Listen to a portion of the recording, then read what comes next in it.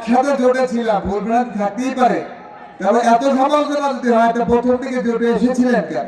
মার্কা থাকুক যার যার, ভোট হবে দাঁড়িপাল্লা। জন্য অধ্যাপক আব্দুর রহমান এমপি হয়েছিলেন 17 দিনের জন্য, আব্দুর রহমান খোকন। এর আগে 1988 সালের পর থেকে 88 সালে কিছুদিনের 17 মাসের জন্য হুমায়ুন কবির হিরু সাহেব হয়েছিলেন, কিন্তু 88 পর থেকে আজ পর্যন্ত বেতাগীতে কোনো সংসদ সদস্য নির্বাচিত হয় নাই। কালকে পাথরঘাটার একটা রেকর্ড শুনছিলাম, সেখানে শুনলাম, রেকর্ডটা আমার কাছে আছে কিন্তু আজকে দেখাতে পারবো না, সময় কম। রেকর্ডে শুনলাম একজন প্রধান বক্তা যিনি, তিনি বলছেন 88 সালে তিনিও এমপি হয়েছিলেন। তিনি বলেছেন যে আমরা 88 সালে খালপাড়ায় বামনায় যাই নাই, এবারও নদী পাড়ায় বেতাগী যাব না। পাথরঘাটার বক্তৃতা। আর বেতাগীতে আসলে আমরা বলি যে বেতাগীতে উন্নয়নের জোয়ার হবে, বেতাগী একদম অবহেলিত, এটার উন্নয়নের জন্য সর্বপ্রথম কাজ শুরু করবো, এই বক্তব্য শুনি। নির্বাচনী আসন নিয়ে যখন যুদ্ধ হলো তখন বেতাগীকে কেটে দেওয়ার জন্য অনেকবার দরখাস্ত হয়েছে, শুনানি হয়েছে, বামনা পাথরঘাট আসন হবে। আপনি জানেন, আপনারা যারা ফেসবুক দেখেন তারা দেখেছেন, বা আমি আবেদন করেছি আমরা আদরে থাকতে চাই, এবং আদরে থাকার জন্য শেষ পর্যন্ত কিন্তু আমরা বিজয়ী হয়েছি, বেতাগী বামনা পাথরঘাট আসন হয়েছে। যারা কেটে দিতে চেয়েছিলেন, যারা বাদ দিতে চেয়েছিলেন, যারা বাদ দিতে চেয়েছিলেন তারাই কিন্তু এখন বেতাগীর জন্য মায়া কান্না করে।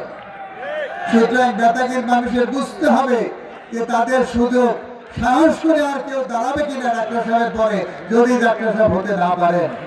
আর ডাক্তার সাহেব যদি হতে পারেন, এই এলাকার ছেলেদের ভবিষ্যৎ রাজনীতিবিদদের জন্য দরজা খুলে যাবে ইনশাআল্লাহ। আজকে আমাদের জামাত ইসলামের সঙ্গে ইসলামী আন্দোলনের জোট ছিল, ইসলামের জোট ছিল 11 দলীয় জোট। 11 দলীয় জোটের থেকে ইসলামী আন্দোলন আলাদা হয়ে গিয়েছে। একসঙ্গে 11 ভাই ছিলাম,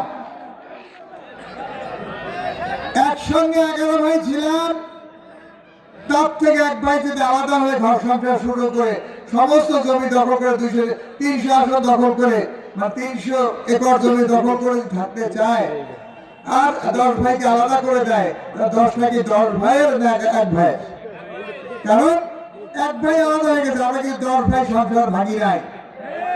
তাহলে যারা ভেঙেছেন তারাই জানেন ঠিক করেছেন না ভুল করেছেন।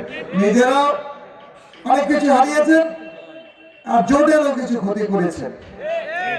সেই জন্য আবার মিটিং যখন হয়, এখানে মিটিং হলেও আপনারা দেখবেন জামাত ইসলামীকে খুব ধোলাই করে, রাজাকার রাজাকার রাজাকার ইত্যাদি ইত্যাদি ইত্যাদি।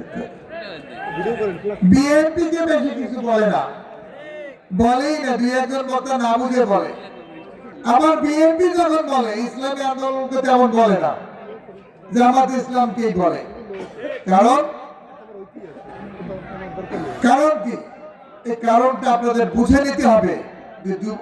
কেন একসাথে জোটে ছিলাম, ভুল ভ্রান্তি থাকতেই পারে, তবে এত সমালোচনা যদি হয় একটা প্রথম দিকে জোটে এসেছিলেন কেন ভাববেন।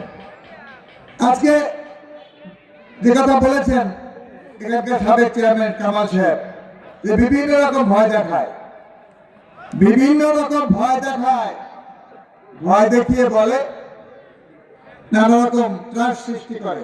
অনেক কথা বলার ছিল, সময়তে পাচ্ছি না, কিন্তু আমরা ইনশাআল্লাহ ভয় পাবো না। আমাদের একটা স্লোগান হবে, আমি বলবো আপনি, এটা আমাদের স্লোগান হবে। আরো মনে রাখবেন, আজকে ফ্যামিলি কার্ডের গল্প শুনতে শুনতে শেষ। আমরা বলবো মার্কা থাকুক যার যার, ভোট হবে দাঁড়িপাল্লা। মার্কা থাকুক যার যার, মার্কা থাকুক যার যার, কথা বলা যাবে না, আপনাদের দোয়া চাই, আপনাদের সহযোগিতা চাই এবং আপনাদের বিজয়ী মুখ দেখতে চাই ইনশাআল্লাহ 12 তারিখের পরে। আল্লাহ হাফেজ। নাসরুম মিনাল্লাহি ওয়া ফাতহুন করিম ওয়া বাশশিরিল মুমিনিন।